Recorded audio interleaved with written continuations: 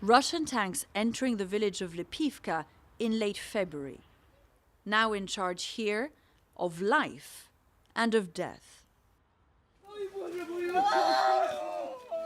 6 weeks later, now back in control of the village, Ukrainian authorities begin counting the dead. I can't look, says one mother.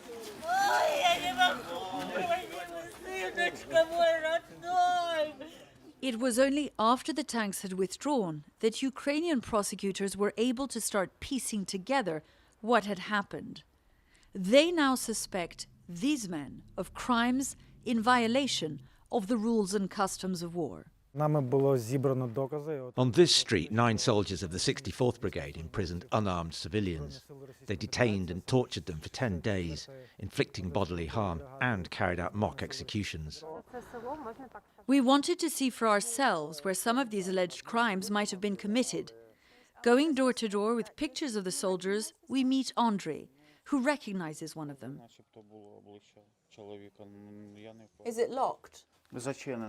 He leads us down to a cellar where he says Russian soldiers tried to kill a group of men and women who'd been hiding.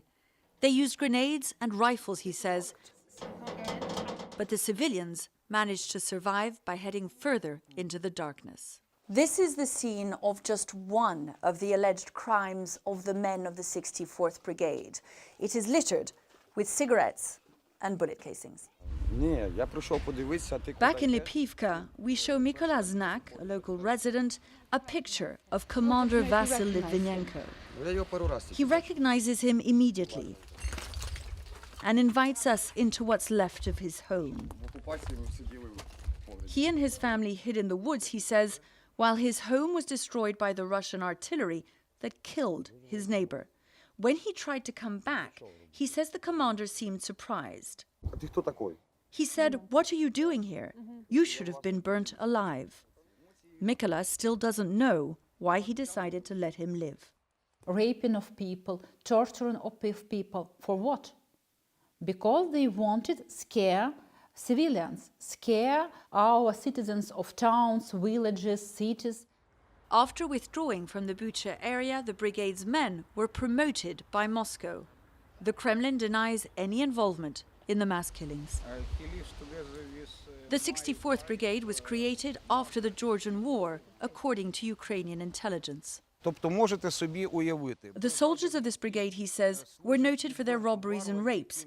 But instead of bringing order to the brigade, the Russian command armed it, he explains, with modern weapons and sent it into Ukraine.